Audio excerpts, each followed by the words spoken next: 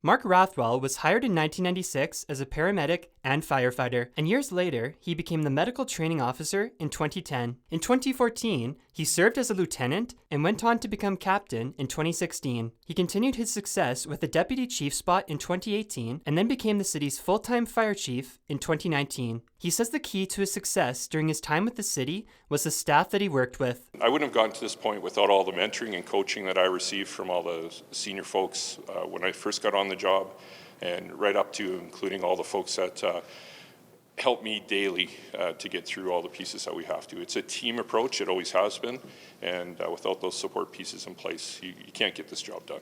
Rathwell was a vocal proponent for the retention of Lethbridge's integrated service delivery model and dealt with the ongoing drug crisis in our city. He started his job as chief just before the pandemic started. The mayor of Lethbridge, Blaine Higgin, says while on council, Rathwell was someone he could always ask questions of and trust to know that he will receive good answers as to what EMS is doing in the city. That really came to light when it came to the EMS dispatch and how hard our chief advocated on behalf of the citizens of Lethbridge to keep that service so that it was,